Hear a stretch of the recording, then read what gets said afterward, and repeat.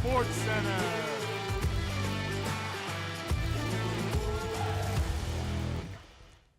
Good evening, everyone. Welcome to Colonial Sports Center. It's been a winter break from us, but I'm glad that we can bring our show to you once again. My name is Casey Irwine, joined by Joey Germasic, Bank Shot Joey. And speaking of Bank Shot, there's got a lot of sports like basketball today. Hockey still going on. It's a good show, Joey. Yeah, good show with a lot in store, so I don't think we should waste any time and just get right into it, Case. Yeah, you say get right into it. Well, this first segment, it's brand new, and it's going to be pretty quick, but quick in a good way, because while we've been gone, there's still been plenty of RMU sports, Joey. So we're going to send it over to our guy, Brett Magulick, who is going to give you his fastest 2 minutes going over Colonial Sports. Brett, take it away. Thanks, guys, and welcome to Fastest 2 Minutes. My name is Brett Magulick, and I will be your host for today, and my job here is to recap everything that's happened since we last saw you over winter break in 2 minutes. So, let's kick things off with the reigning and defending Horizon League basketball champions. Over winter break, Andy Toole and his guys went 5-4 while we were all at home, highlighted by 3 overtime battles, and winning 2 of those bouts.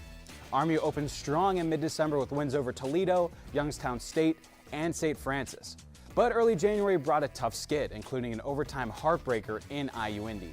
The momentum swung back their way with a huge road win at Northern Kentucky in overtime, setting the stage for a critical late January push. RMU was led by Deshaun Good and Ryan Prather Jr., both averaging 17 points a night during that span, and Nicholas Tritakudis chipping in just above 10 points per game over break. Moving over to the women's basketball team, they put together a strong midseason run over break as well, going 6-4 and showing real momentum in Horizon League play. The Colonials opened up with dominant wins over Cal PA and Detroit Mercy before dropping a close one to Oakland. January brought a big road victory at Milwaukee, followed up by a tough trip to Green Bay, but RMU bounced back at home with a win over Purdue Fort Wayne. The highlight came on January 15th in an 80-70 overtime win against IU-Indy, where the Colonials took over in the extra period. RMU was led by Pitt transfer Ainsley Malcolm with 13 points a night, and Miriam Traore as well as Eva Livingston both put up 10 points a night. Now let's take a trip down to the island and head to Clearview Arena. The RMU men's hockey team battled through a tough stretch over break, going 1-5. To start off, the Colonials would face Sacred Heart at a home-and-home series, dropping both of those games. Tanner Klimke would find them back of the net twice during that series, but the team was outscored 8-3 in those games. They would then head to Rochester to face off against the RIT Tigers, dropping both of those matchups. The team would drop another one against Army, making that 5 losses in a row. But RMU snapped the skid in a big way on January 17th, shutting out Army 3-0 in their second game on the road, ending the winter break on a high note. The RMU women's hockey team went 2-2 over the break, and the Colonials dominated LIU in mid-December, with Maggie Hatch posting back-to-back shutouts, outscoring LIU 11-0 on the weekend, including a massive 9-0 win, their biggest offensive explosion of the year. Early January brought a setback with 2 tough losses to Syracuse, where RMU struggled to break through offensively, being shut out in both of those matchups, 2-0 and 3-0 against the Orange. That's all I have for you guys. Thank you for tuning in, and I will send it back to the desk.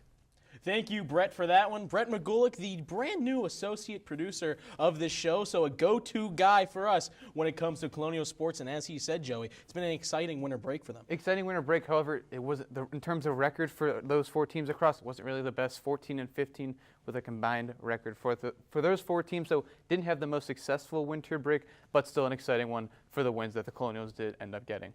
Yeah, and luckily they didn't have to play outside with all that snow we caught, except for one team, which we'll get to a little bit later, Joey. But right now, we're going to move on because basketball is still playing, and there's some stuff going on as well. You have some stuff going on, especially with a former Robert Morris basketball player who is in hot water over his role in a recent point-shaving scheme. Former forward Marquise Hastings was one of the 26 players named in a federal indictment announced by the U.S. Attorney David Metcalf on January 15th. Hastings, a former member of the 2023-2024 team, is accused of purposely missing shots in an attempt to fix games. Hastings, as well as 2 other unnamed RMU players, were allegedly told to let Northern Kentucky cover the first half spread in a 2024 meeting in February. A total of $256,000 were placed on that game alone. While no winnings were listed, players were allegedly paid between $10,000 to $30,000 per game. Hastings only spent one season with Robert Morris before graduating.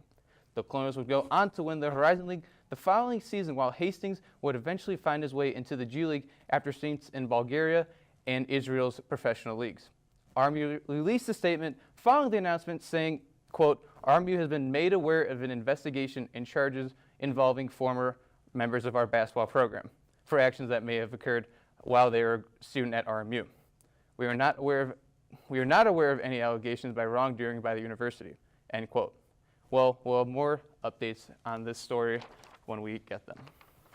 Yeah, Joey, pretty serious stuff there. Yeah, tough situation to see for this school, but the show must go on, Joey, of course, and that's old news because there's new news, and this season has been exciting still for the men's basketball team. They're continuing on and coming off of a loss at home against Green Bay. They stayed here for the Horizon League and stayed at the UPMC Event Center to play the IU Indy Jaguars. IU Indy sat in last place coming into the game, but one of their two conference wins came against the Colonials just a couple weeks ago. So let's see if the Colonials could get revenge at home in this one. We start off here in the first half. Joey, like I said, IU Indy, not a good team, but found a win against the Colonials. But the Colonials start off hot. It's a Caleb Brown three. He's been getting more and more minutes, and for good reason, because look at that spin Euro step. Caleb Brown finishes at the rim. Beautiful play there by Brown, as you said at the beginning of this highlight reel.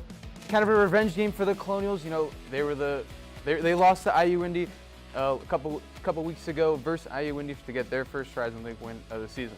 Now, Joey, this is a game, as you've already seen, lots of threes from both sides. Darius Livesing having one there. Ryan Prather, who had a big game, as we'll see later on, a three for him right there. It's going to be back and forth, driving to the rim. That's good for IU Indy. Now, Colonials, now it's a tie game. Tazir Smith, he's going to get a three right here, and it's going to be a good one. Joey, just three balls all day. Colonials, it's Vargas who makes a good play to get it to Tazir Smith. Yeah, three balls. The Colonials 6 for 13 from three in the first half, with IU Indy being 5 for 10. So a lot of back and forth, a lot of threes there in the first half, Casey. Now we go on into the second half. This one, Deshaun Good, no good. It's scrappy ball. This is Andy Toole basketball. Keeps it in. Ryan Prather looking for someone. Can't find it. He finally kicks it out. Deshaun Good, he puts it up for three, and that one is good. Deshaun Good has been fantastic for the Colonials. But like I said, Joey, it's going to be back and forth, and you're going to see a lot of threes. That one bounces in for IU Indy's Davis, and it's going to be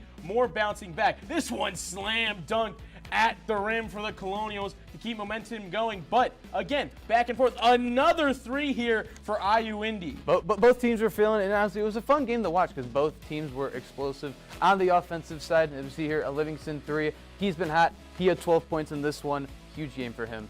And this is another three-pointer for Davis. And again, just three bombs. And here's a guy who's a specialist, Ryan Prather, once again from three. This is where he gets hot. He drives to the rim. This one's good as well. In this game, Joe, he ends up finishing with 20 points, 4 of 5 from three, and they just took over from there. And just talk about Ryan Prather, a guy who has been hot consistently. That's something that I think some of these players on Robert Morris need to kind of follow suit in and just be more consistent. Yeah, obviously, Joey, as you can see, the Colonials won 74-58. Ryan Prather is the one guy who stayed on this team after last year's March Madness run, a leader of this team, and he led their team to a win. And Ryan Prather and Andy Toole sat down with the media after the game, so let's hear from them.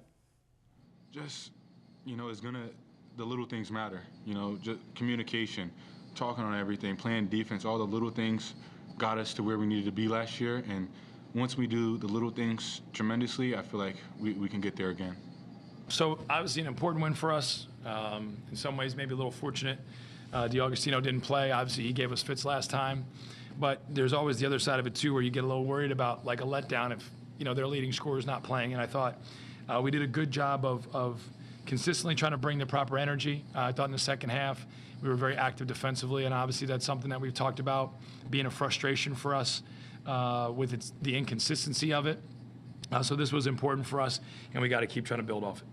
We've been fooled before, right? We've had some performances here where we've defended well for a stretch, But again, it hasn't been as consistent as we need it to be. And when we've played as many close games as we've played, we go back to all those games and look at, 10, 15 possessions where it's like, man, that's like, they didn't earn that basket. We gave them that basket. We broke down on that play. We didn't execute scouting report coverage. We didn't execute our base defense. And those are the things that are just so frustrating. And, I think we're going to have to just keep continuing to harp on that stuff as often as we can, every time we're together, and hopefully it can continue to improve and get better because we need it to, obviously. Strong words there from both of them, with Andy Toole looking to see if his team can keep improving and make another run, because right now they sit in the middle of the conference in the Horizon League. And Ryan Prather said the little things matter. That's something that every player needs to buy into this team in order for them to be Horizon League champions once again. And when we come back from break, we'll be talking about some of the second half woes that the women's basketball team has been facing this season, along with the Horizon League standings in basketball. We'll be right back. The death of George Floyd, who died in police custody Monday night. Turning my pain into purpose is pretty much what I have done to start this foundation. It's going to take more than just us, as a foundation. It's going to take the community, the world, to help us make a change, because it just can't be us.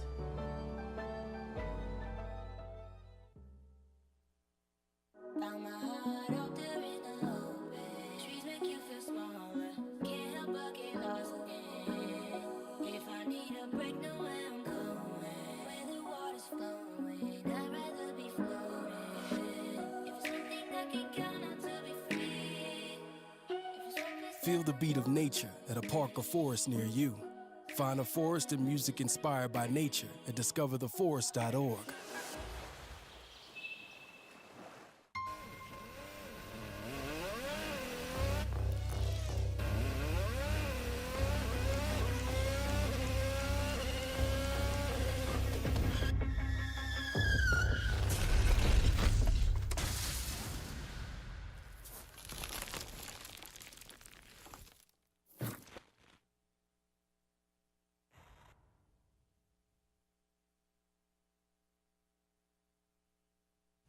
Welcome back to Colonial Sports Center. We're going to get right into it. Joey, like you said, women's basketball keeps on going, but they've had some woes here. Yep, and over the weekend they took on Purdue-Fort Wayne in a matchup between two of the league's top 4 teams. Let's take a look how the Colonials fared in this one.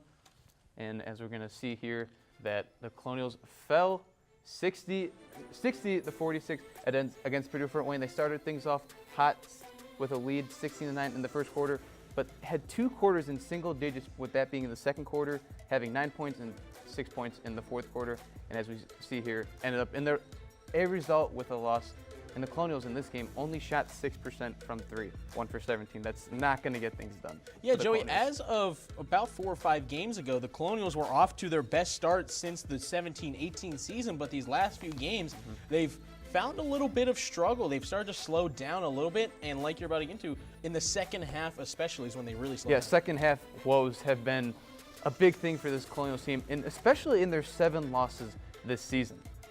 They've been outscored 240 points to 185 points in the fourth quarter.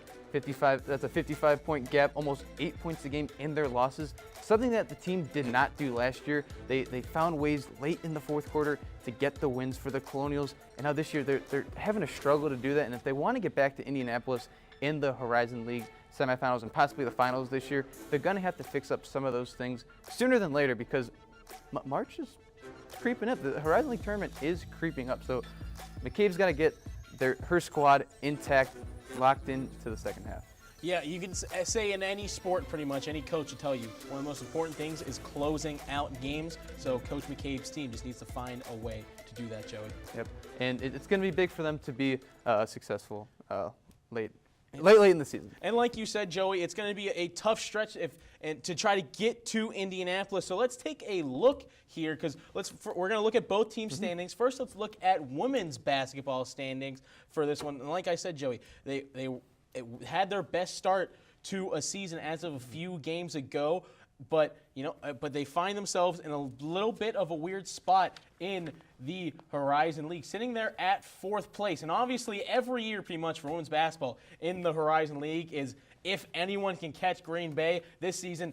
Doesn't look like anyone's going to do it. They are undefeated in the conference once again so far. RMU plays them in a couple games next week. That's going to be a very huge test for this Colonials team. So, and if they can win that one, maybe that one can start a stretch and see them in Indianapolis. Right now, in 4th place, they would be going. And they're not that bad of a spot, but honestly, for Coach McCabe, want to get things going up. Kind of try to get a few more spots up in the standings. And for the men's team, they're also kind of in the middle of the pack right now. Right now, they're 6th in the Horizon League right now, sitting at 6-6, with teams like Wright State ahead of them at 8-2, Oakland at 9-3, as we're going to see here. The standings here, Different Wayne at 7-4.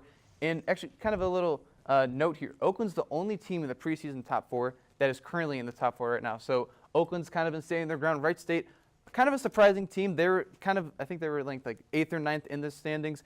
But at least for the Colonials, going to have to pick up some wins here. They got a few big games coming up in the next week or so to move up in the standings. Yeah, Joey, and for this men's basketball team, a big story, of course, coming into the season was the fact that pretty much the whole team outside of Ryan Prather left and transferred or graduated, of course. And so let's look back at how that starting lineup that made it to March Madness for the men's basketball team is doing, because there was a big matchup recently. Iowa, which has Alvaro Folgueras, went up against USC, which has Amarion Dickerson and Cam Woods. Yeah, and last night, obviously, those two schools faced off. You just said Iowa would end up getting the win 73-72. But let's take a look here at some notable players that are not on the Colonials anymore, and where are they now type of thing. With Cam Woods playing in 8 games for the Trojans, 9 after last night's game. He scored 33 points last night in a career-high game for him. Jocelyn Mojafo, 18 games started this year for Southern Florida, averaging 13.5 points per game. Both those guards have been big for their teams so far this season. Yeah, Cam Woods just showed flashes of during that Alabama game and some of the best times where he was the Colonials' top scorer last season. And DJ Smith, you got to say, his team, Campbell, is not doing the best in the standings right now, but he is fantastic, averaging over 20 points a game. He's ranked 26th in the NCAA. And Alvaro and Amarion, who were the biggest 2 stars on the team last season, have struggled to kind of make an impact, especially Dickerson, but we'll see what they do. Yeah, and Dickerson right now, he's been out lately with a hip injury, and we see Alvaro just under 8 points a game. You know, going up to a Big Ten school, it's going to be hard to, find your groove. I think he's starting to find his role in Iowa, but for Dickerson at least, he's been out, so that's why his numbers are a little low compared that he had last year for the Colonials. Yeah, Joey, it's an exciting time for RMU sports right now, but in the future here, it's going to be time for spring sports, and we're going to get into that and more, of course, so stay with us on Colonial Sports Center.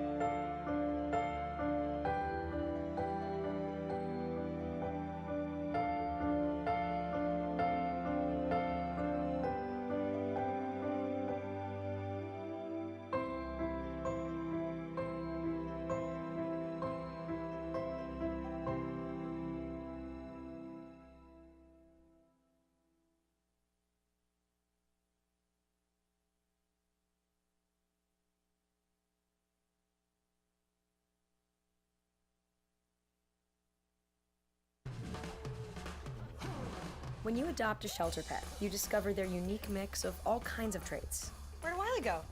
Where's Wiley? Ah, there she is. Paw? Do you remember being an ancient wolf? Do you ever feel the call of the wild? You're a renegade cop, and I'm a con woman with nothing to prove. But together, we could really solve this murder. They're a little bit of a lot of things, but all of them are pure love. Welcome back to Colonial Sports Center. Now, Joey, I said we're getting to spring sports, but first, there's one team, of course, that's got to worry about all the snow coming down because they're playing outside. Yeah, and that team is the women's hockey team as they're traveling out to Penn State to take on the Nittany Lions, but outside at Beaver Stadium in the program's first ever outdoor game. We see here the last 10 meetings against Penn State since 2023, 1-8-1. That's a little bit worrisome for the Colonials going into this one, and this game will be played at 1 p.m.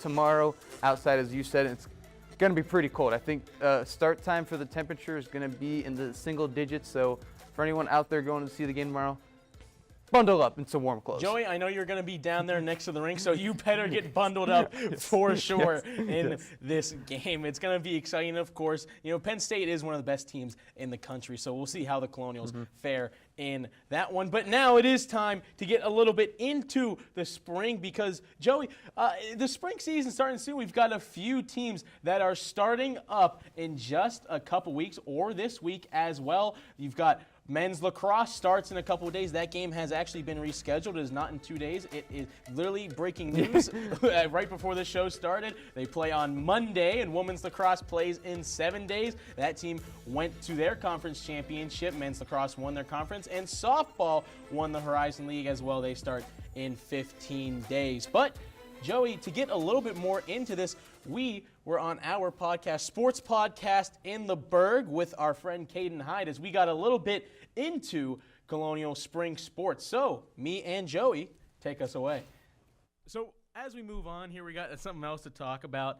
RMU spring sports. That's starting again. This is RMU Radio. And Sports Talk talks about RMU every so often. We're going to get a little into RMU sports here because men's lacrosse, that starts in 2 days. Caden, I know you're super excited about lacrosse. You're a big lacrosse fan. Dude, I'm the biggest lacrosse fan. I love when they put the ball in the net. I mean, as we love to see in most sports, women's lacrosse starts in a week, and then softball, reigning Horizon League champions, they start in 15 days. I will say, our spring sports, actually, there's a lot to be excited about. Like, men's lacrosse, reigning NEC champions, women's lacrosse, finalists in the MAC championship last season, in the softball team, as you mentioned, Horizon League champions. Like, yeah, we got some movement in the spring. On a little MACtion, no, you know, yeah, exactly. You can never hate on a little too much. You know, I love the MAC. You know what else happens in the MAC? Army women's lacrosse. Yes. That does happen. Yes. Does really good at what they do because our spring sports are good. And hey, I know it's technically they got some dogs back on the roster. I know it's technically a women's sport, or sorry, not women's, sorry, a winter sport. But basketball is still going on, and hopefully we'll be hooping in March. Hopefully. Not we. Excuse me, I'm not on the team, but hopefully the Colonials will be hooping in March, both men's and women's. Joey will be pulling up to the rec center. Yes. On the Ides of March to go hooping. Well, yeah. So we'll see what happens in the spring sports. But Caden, which one are you most excited for? Probably lacrosse, right? I would say honestly, what I'm most excited for probably is lacrosse. Yeah. Men's lacrosse. I know you since you were like a child. You were like raised to be a big lacrosse fan. Really big fan. But I would say I'm excited for men's lacrosse. The team has an opportunity to bounce back after last year. Had a couple of players go on to the PLL, Professional Lacrosse League, which is always great to see. First round picks coming out of RMU. Not something you see very often. Just hoping to, get back, get competitive, and see. That was just a little segment from Sports Podcast in the Berg, which is an extension of RMU-TV's Sports Talk in the Berg, formerly Sports Talk in the Berg. Now it's just Sports Talk. I was the producer of that show. Now Joey is the producer of that show, and this is an extension of that. So that goes live after each Sports Talk in the Berg at 5:15 on Wednesdays on RMU-TV, and it's posted on Spotify and other streaming services alike. Yep, and when we come back, Casey, it's that time. It's top 5 plays. So excited for that. Stick around with us here on Colonial Sports Center.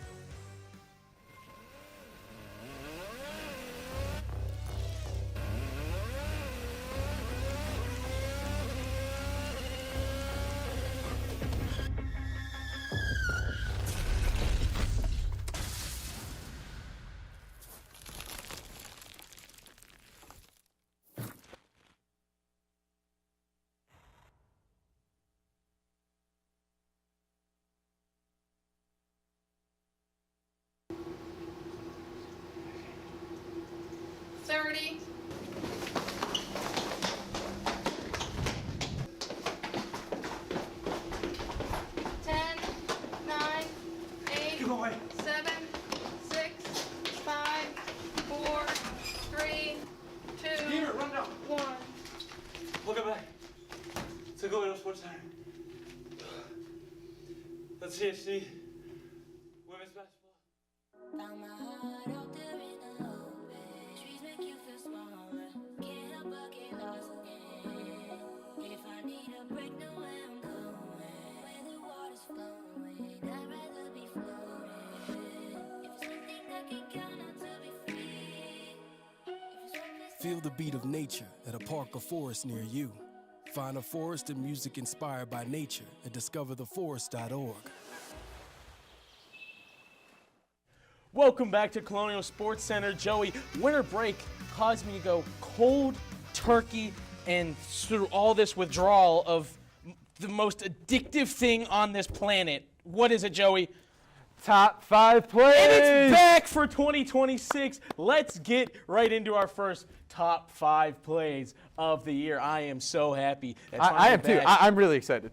Like I said, let's get into it. It's addictive. Number 5, we're going to get right into it, and we have women's basketball. It's Jada Lee. She gets a good steal, goes right up to the rim and scores. Jada Lee, one of the only returners on this team, and she's been a leader. Yep, and at number 4, we're going to go over to men's hockey versus Holy Cross. Midway through the first, Michael Flessing's going to send it across the ice to George Crotiros. He's going to send it over to freshman Bruce McDonald. Oop. Goalie does a little splits, and he puts it in the net. Second goal of the season for him, for the freshman. Huge play here.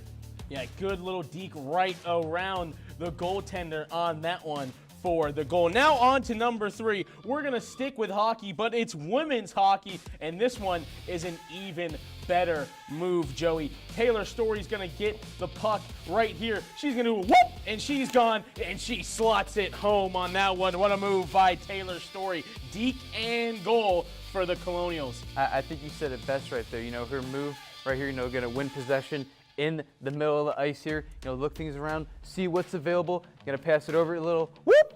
Like you said, that was a pretty good impression of you right there. But big goal there for the Colonials in their 9-0 win. Now at number 2, starting in the second half, for the men's basketball team, RMU's up 5. Sean's good. He's going to shoot a 3. That is off the mark, but Josh Hill's not keep the ball alive, not only once, but twice. Brown's going to save it in, pass it over to Ryan Prather. Going to drive it in, see a little bit, see his options. Deshaun Good, the former Jaguar, for 3. Bang!